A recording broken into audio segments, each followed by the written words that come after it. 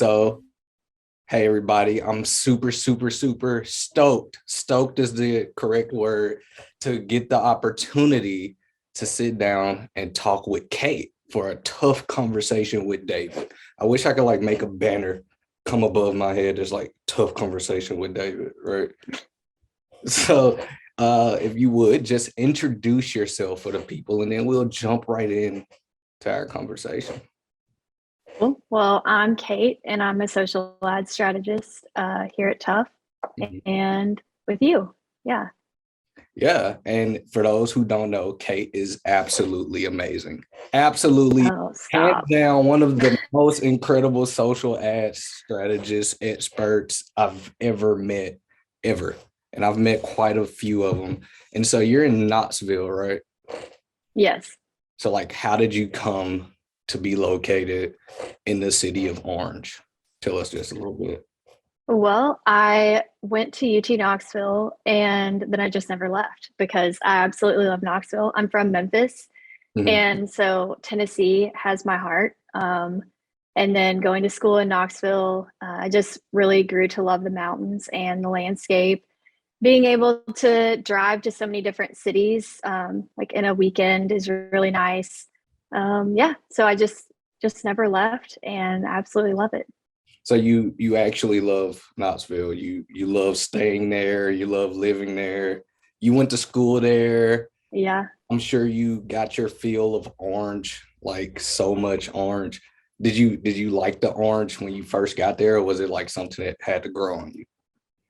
Well, I feel like as a redhead, I've never been able to like orange or red. Like it's just not been a color that I've worn or Mhm. really liked. And then when I came to UT, I wasn't a fan of football, and I'm still not a fan of football, but there's just something about it that like draws you in a little bit. So yeah, I own a ton of orange now, ton of like orange and white combos, checkered print. Even though I'm not a fan, I will wear it all the time. And yeah, I guess I'm like a fair weather fan, except for I'm it's just because I don't know anything about football. So Yeah. I yeah, What about basketball? Did you go to any basketball game? I didn't. No, I've never been to one. You, But it seems way more interesting than football, so I don't know why I haven't. so I actually got the opportunity to go to one game, I think a couple years ago now, where they played the Memphis Tigers, right? Oh And yeah. it felt so small on the inside. I loved it. The Hmm. experience was obviously pre-COVID, but Yeah. the experience was incredible. Like it just felt so small. I don't know why I always pictured it like this massive arena, but when I was Yeah. there, it was like I was right there, and we didn't have bad seats either. So it was a great feeling. So like coming from Memphis on the west side and going all the way to Hmm. Knoxville on the east side, right?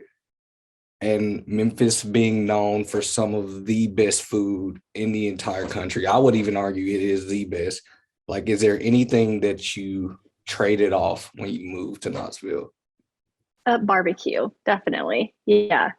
So I there's would say, yeah, well, I would say that Memphis has the best barbecue of anywhere. And it's one of my favorite foods. I'd say it's a food group for me. So then coming here, I haven't really been able to eat as much. Or when I do, I set my expectations a little bit lower than what I know like I would typically get. Knoxville has great food, don't get me wrong. We have lots of fantastic local restaurants, which I love. Being in a smaller city, I love that we're able to support like small local restaurants. But yeah, barbecue for sure. Barbecue nachos, ribs, sandwiches, brisket, all of the things. So you got ribs, nachos, sandwiches, brisket. What would be your top one? Matter of fact, give me a top three in order of best to worst. Which one would it be? Okay, foods or restaurants? Foods Or first. Let's go both? foods Foods first. We're first. gonna, we're gonna Okay. circle back to restaurants. Um, okay, so my number one would be ribs. My Okay. number two would be a classic sandwich. And number three would be nachos for sure. Number three, nachos after a Yeah. classic sandwich. Yeah. So restaurants. Let's circle top three. Okay. Uh Rendezvous for ribs, Payne's barbecue. I know it's cliche, but Payne's barbecue for a sandwich and Central barbecue for nachos. Yeah, I got to be honest. It's so cool to get the interview, to get to talk with someone from Memphis who actually understands the food scene here. And Yeah. I spent some time in Knoxville. We've chatted about it. I've spent some time there. It's not my cup of tea by any stretch, Fair. but it's definitely a city that I could see myself spending a little time in.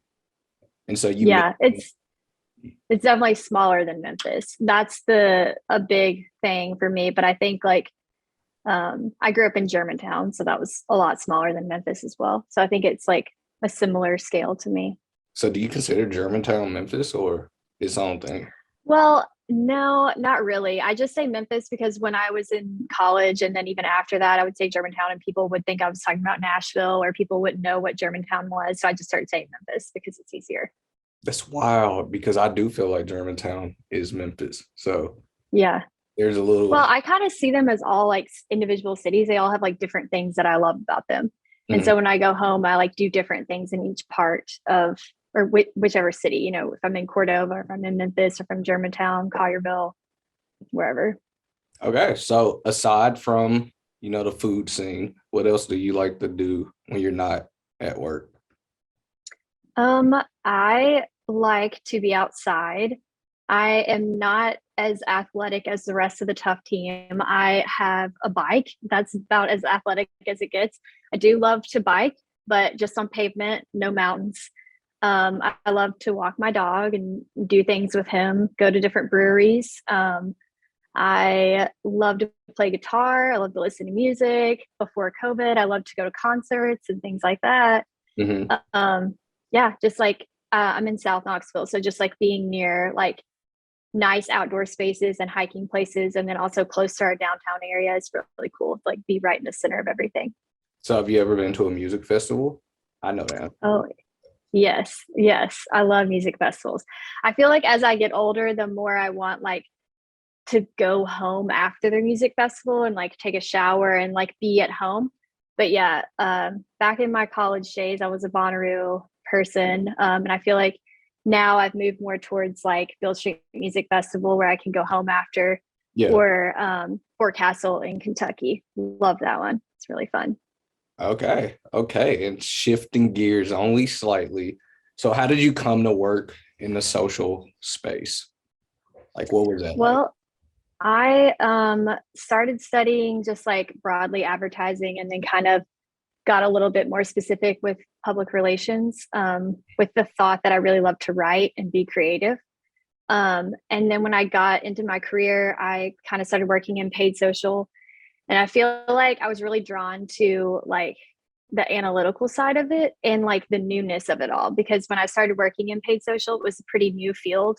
There weren't like a ton of dedicated departments for it. And so I think that was like interesting to me. And then as we began to build out paid social, just like in the world, like that became more and more of a thing. I think the ability to learn and grow and like find new opportunities was really interesting to me, specifically here at Tuff. I think that like the opportunities are like endless, and that's something that I've been so appreciative of since I started, is just being able to explore different channels and like creating unique plans for all of our partners and like really identifying which platform is going to be best for them. Mhm. So yeah, I think just like the ability to like learn and constantly grow with like an ever changing world that is social. Yeah. And so, like, what would you say is probably one of the biggest misconceptions about working in paid social or social more generally? Oh, I feel like this is like that it's glamorous. I Yeah. don't know if that's the right way to put it, but I think like social seems like glamorous and really easy, because it's like what you do for fun for the most part. Like you get on your phone and you like scroll and you get to see all this content and like, you see advertisement and stuff. And I think that for me, I think that it's like there's so much work that goes in behind the ads that we put up in the campaigns and the strategies and all of that. And Mhm. then even from like an organic side, so much work that goes in behind like creating content. It's crazy. So I think that's a misconception for sure. Yeah. It's been a ride explaining what I do to my family year after Oh year, yeah. year after year. They think I just kind of scroll on my phone, And in part, I do. Sometimes I do find myself scrolling on Facebook or Instagram looking for inspiration, right? Or even TikTok as of lately. But Mhm. it's hard because they see me scrolling. They're like, "You're not really working. There's no way this is real work." And I'm like, "I promise. Like, I need the inspiration so that I could bring it over here and apply it Mhm. in this context." You know what I mean? Yeah, I mean, like everything's connected. You're able to like use things that you see in the wild organically and implement them in paid campaigns. I think that's really an important part of our job is like observing what's happening around us because everything's changing so quickly and just being able to adapt and iterate on all of the things that are happening and making them unique to our brands is how you make them stand out and Yeah. And so ultimately succeed. a question for you, a question for you. You did some blogging a while back, right? Oh gosh. Yeah. In college. Yeah. Is that what contributed to your amazing ability to like create notes that make sense, that are beautiful? And just for the people watching at home, Kate is probably the most organized person I've ever met in my entire Thank you. 26-year-old life, right? Uh, the notes she creates, I literally steal them when it's my turn to make notes. They're just that good. So did blogging contribute to this in any way, or was it just an innate ability? I, no, I think like my brain just works in a way where I have to get everything that's going on in there out on paper. And then like I go back and edit and like change things around to make sense to other people. Because if I just left it the way that it makes sense to me, it would be very disorganized. So I think that's how it is. But like I am a big letter writer and I like to handwrite things. So I think all of it just plays into that. And then like, yeah, I love to be organized. It's like the only way that my brain can make sense of things is putting things on paper. Okay. Yeah, I'm the opposite. I'm chaos 100% of the time. Just boom, a vomit. And so when you joined Tuff, you were you weren't the second ad strategist, right? But you were the second active ad strategist. Is that correct to say? Yeah, I think Kristen was still on the social ads team, and then Mackenzie was the lead, and then it was me. So yeah, we were like a very small team, and we've grown so much since I started. It's amazing. It's really cool. How's it felt to watch Tuff grow from the size that it was when you started, not even a full year ago now, to Mm-hmm. where we are today? It's been amazing. I think the most remarkable thing is how humble everyone continues to be and how much intentionality goes behind each hire and each addition to the team. There's so much thought that's put into who comes to work for Tuff and like, are we the right fit for you? Are you the right fit for us? Like all of that. And I think that's something that was remarkable to me when I was hired. And that was what drew me to Tuff. And then that's also so remarkable to see continuing to be the case and to be the truth, you know, less than a year later, but so many hires later, like almost double, I think, the hires. So I, it's great. I scream that from the mountaintops almost daily. Yeah. Tuff is so incredible, and they're so thoughtful, and we're so intentional with the way everybody kind of moves. This is weird. When I was hired on, one of the things that blew me away is everybody was so nice. Like Chris got me. He put me on to the job, and so I literally texted him during my first week, and I was like, "Yo, what the heck is going on? Is everybody really this nice, or are we putting on airs because it's like I'm the new guy, right?" And he was like, "Nope, Mm-hmm. nope, nope, nope. Everybody's genuinely this nice all the time." And here I am, what, 3 months later? 3 months? I think it's been, yeah, 3 months. roughly. 3 months and a week, literally 3 months and 7 days later.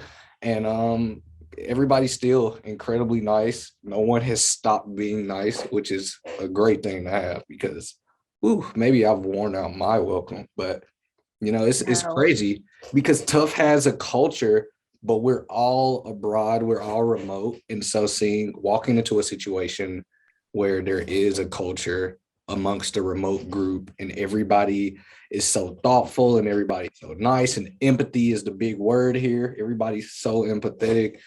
It's made me fall in love with Tough as well as other people that I've talked to. Right. Yeah. Yeah. Empathy and humility, I think, are like the two qualities that stand out the most to me in every hire we have, really. And I think that's just a really special thing to find anywhere, but specifically like at a place that you work at when you are all remote. It's really a special thing. Okay. And so now we're about to do something that doesn't come natural to you. Are you ready? We're about I'm to nervous. rapid fire. You're gonna get Oh no. four questions, and I need you to answer them literally as fast as you can. Okay. Okay, got it. All right. So number one, would you rather be a passenger or a driver? Driver. All right. Email or letter? Letter. You go to the movies. Would you rather have candy or popcorn? Popcorn. And GIF or GIF? GIF. Another gift person, another gift person. Well, that's it. See, we made it to the end of our conversation. It was a very tough convo, but I hope you had fun throughout it, and it's been a pleasure to get to have a convo with you. Yeah, back at you. All right, talk to you later. Cool. Thank you, David. Bye.